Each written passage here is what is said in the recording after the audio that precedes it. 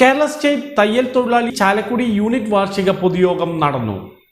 Kerala state തയ്യൽ തൊഴിലാളി association Chalakudy unit വാർഷിക പൊതുയോഗം നടന്നു. വാർഷിക പൊതുയോഗം ജില്ലാ സെക്രട്ടറി കെ.എ. ശിവദാസൻ ഉദ്ഘാടനം ചെയ്തു. Unit president എ.ഡി. ജോസ് അധ്യക്ഷത വഹിച്ചു. യൂണിറ്റ് സെക്രട്ടറി ലൂസി ആൻഡോ റിപ്പോർട്ട് അവതരിപ്പിച്ചു. കെ.ഒ. ഓമന, ജില്ലി രാജൻ, എൽ.സി. ടോമി എന്നിവർ സംസാരിച്ചു. 1,20,000 രൂപയെങ്കിലും നമുക്ക് റിട്ടയർമെന്റ് ആനുകൂല്യം നമുക്ക് ലഭിക്കേണ്ടതാണ്.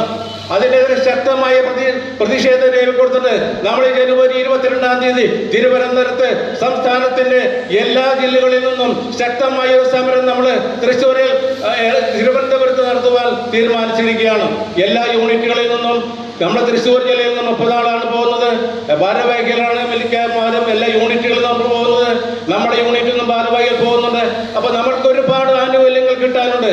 ആ കിട്ടുന്ന ആനുകൂല്യങ്ങൾ ശക്തമായി നമുക്ക് നേടിയെടുക്കുന്നതിന് വേണ്ടി അതിശക്തമായ സമരം നടത്തുന്നതിന് വേണ്ടിയാണ് നമ്മൾ തൃശ്ശൂർ കളക്ടറേറ്റിൽ നമ്മൾ മാർച്ചും ധർണയും കൂടി നമ്മൾ നടത്തുന്നത്.